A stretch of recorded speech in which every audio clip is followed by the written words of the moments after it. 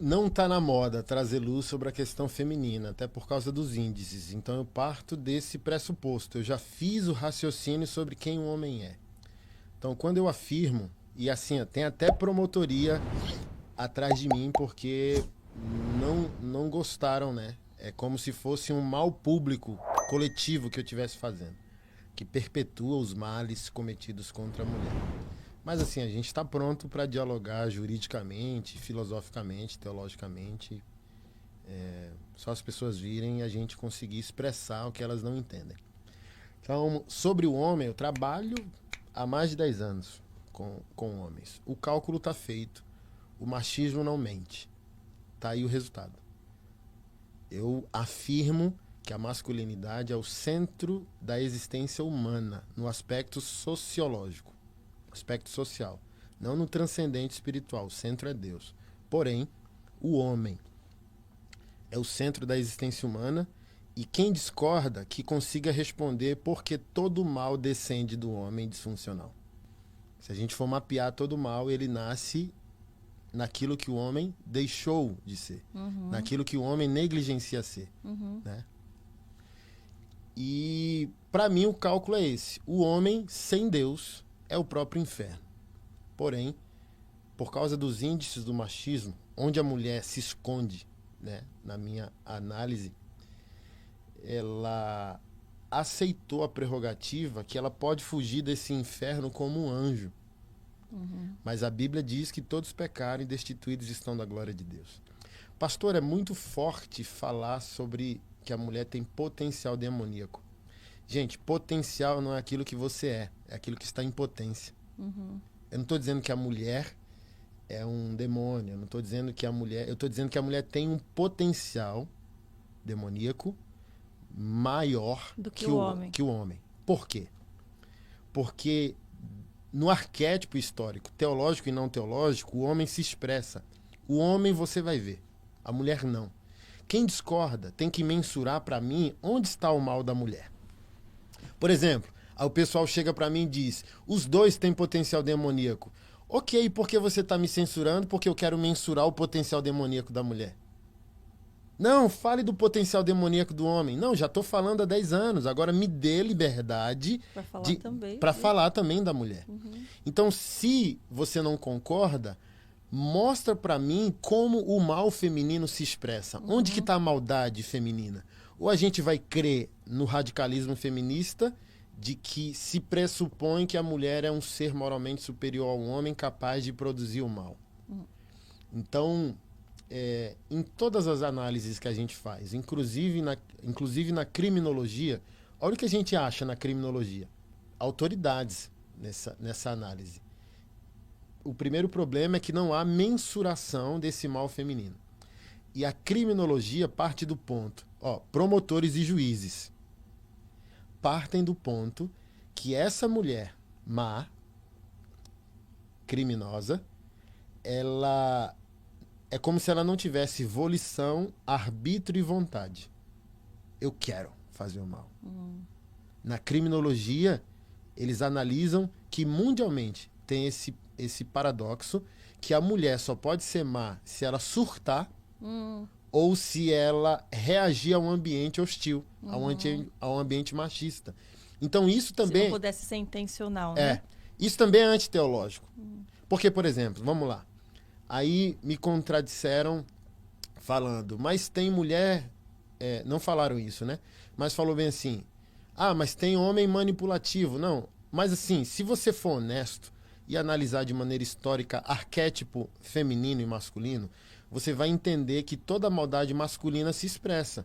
E nem toda maldade feminina se expressa. Por inúmeros fatores, inclusive o físico.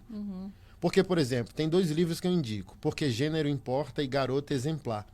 São livros seculares que analisam a maldade feminina. E tá lá, numa análise psicológica de pesquisa que foram feitas, que a mulher não agride. Por exemplo, fizeram análise em escolas. Os meninos sempre agridem, brigam. Mas a briga acaba na briga. Briga hoje, amanhã tá tranquilo. A violência da mulher, ela é simbólica, invisível, subjetiva, e ela atua na morte do emocional e da reputação. Mulheres não agridem fisicamente.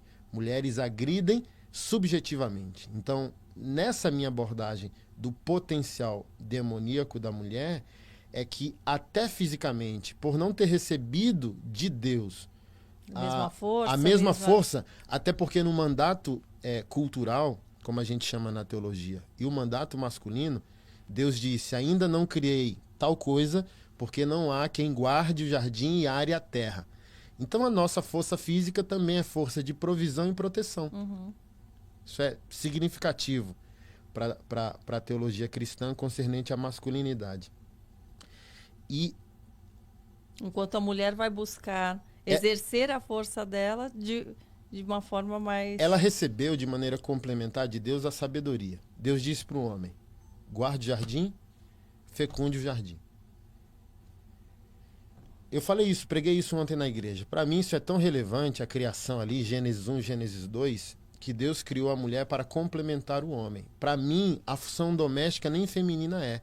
Porque quando ela chega para complementar, ele já está aqui. Então ele tem uma logística sem ela.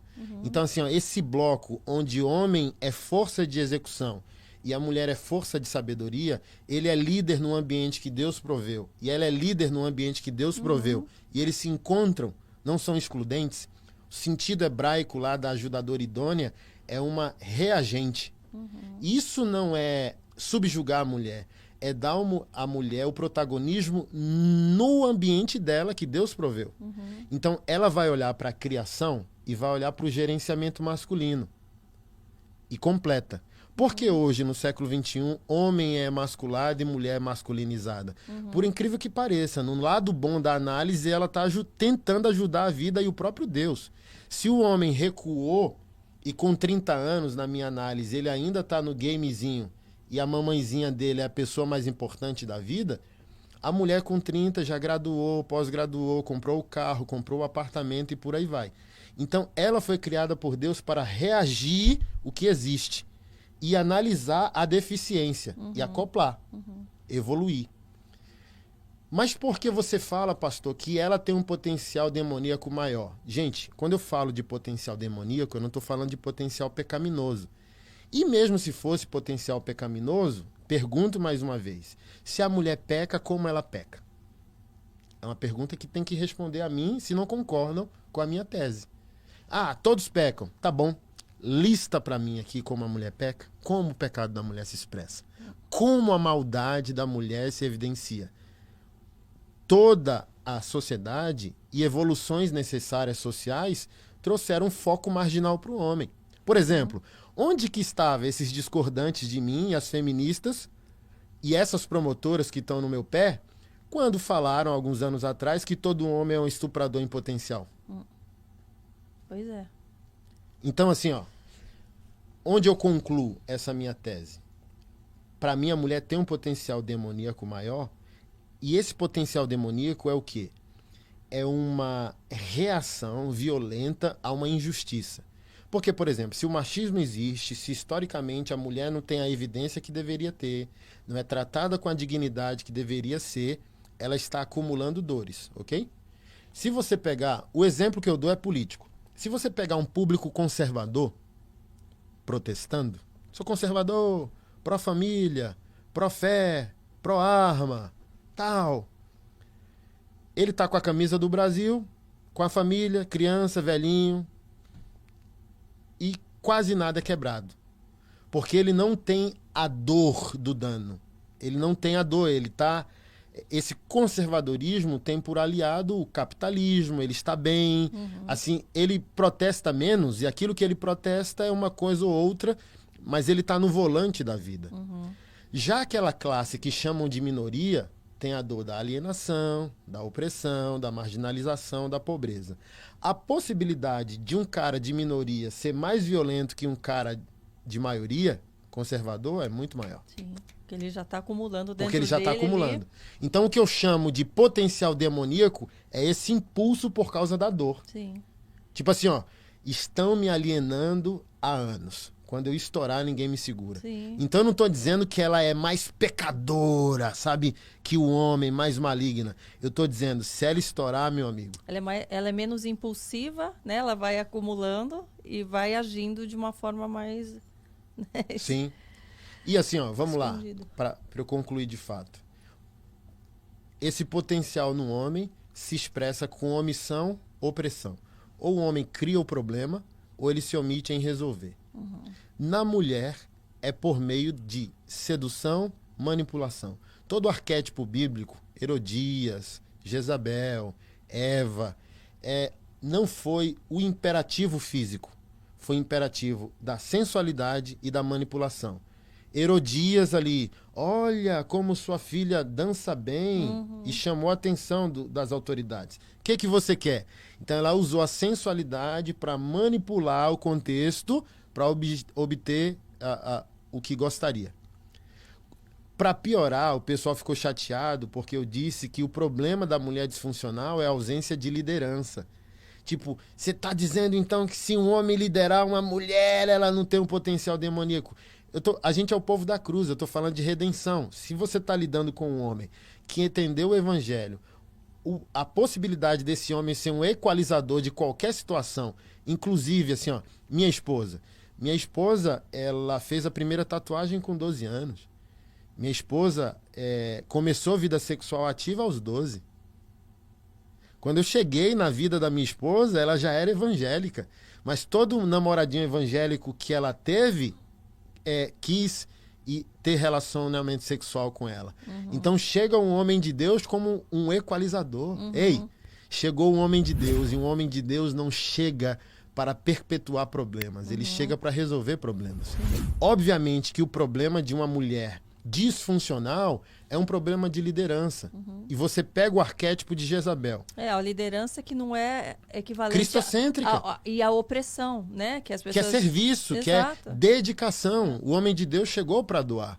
Então você pega ali, a gente olha Jezabel, historicamente uma mulher má, uma mulher que não glorificou a Deus, uma mulher violenta e tal. Mas você vai analisar, para mim, essa voz disfuncional de Jezabel é o silêncio do marido dela, de Acabe. Acabe era rei de Israel na época. Ele era esse péssimo marido que não conseguia, no seu amor, santificar parte da jornada da sua esposa, não era um bom pai, não era um bom rei. 1 Reis, capítulo 20, por exemplo, narra uma situação interessante. E em 1 Reis e 2 Reis tem passagens relevantes. Primeiro, com o filho de Jezabel, Jeú, general de Israel, chega até o filho de Jezabel e o filho pergunta: é de paz esse nosso diálogo? Aí Jeú fala bem assim: como a gente pode falar de paz enquanto a tua mãe vive? Olha o peso desse problema. Em outra passagem, reis pagãos chegaram para Acabe e falaram: queremos tua casa, teu ouro, tua prata, teus filhos, tuas mulheres. Aí Acabe disse: seja feita a tua vontade. Aí os anciãos chegaram e disseram: não ceda, é necessário fazer guerra, é necessário se posicionar. Aí o rei perguntou: quem vai fazer? Você! Então assim, ó, você olha para uma mulher que virou um arquétipo histórico de malignidade, mas quando você vai lá atrás, o problema também é fomentado e reverberado por aquilo que o marido não é. Não é. Entendeu? Então, assim, eu tô tentando organizar. Essa semana eu começo uma série de lives com juristas. Porque não dá para tratar da Não, mulher não dá. mudar se o homem também não tiver no seu posicionamento ali correto, né? Então Tô escrevendo um livro e várias advogadas com essa experiência. Olha só que interessante, eu não sabia, eu descobri agora. No judiciário se inventou uma tese chamada a tese da mulher de Potifar, a síndrome da mulher de Potifar, que é a mulher bíblica que tentou assediar o homem de Deus, e o homem de Deus saiu correndo pelado e ela com a roupa na mão dizendo: me estuprou. E era uma mentira. Existe isso. Olha o que o judiciário entendeu. E tem esse limbo, que denúncias de crimes sexuais falsas são feitas por mulheres que entenderam que a cultura feminista estabeleceu um favorecimento à mulher. Então, em lutas judiciais pela guarda ou pela pensão, elas mandam junto uma denúncia por violência sexual. Uma advogada conhecida nossa em Brasília falou, o cara tá preso há 2 anos, a mãe fez a filha falar que foi violentada e a criança quer ir a juízo para dizer que mentiu e a mãe não tá deixando. Então assim, ó, gente, qual é a equação? O machismo feriu 99 mulheres. Mas se a mulher feriu um homem, a gente ainda está em democracia. O direito desse homem precisa ser preservado. Então não é por causa dos índices do machismo que a gente não vai fazer mensuração da maldade feminina. Porque, por exemplo, no meu raciocínio do potencial, é nesse índice que uma mulher pode se esconder se ela não for justa, se ela não for piedosa, se ela não for uma mulher de Deus. Ela vai usar esse índice para dizer, não olhem para minha maldade. Sim. E não é bem por aí. Sim. E fica um tentando justificar o erro no outro, né? E a gente não amadurece, né, o negócio.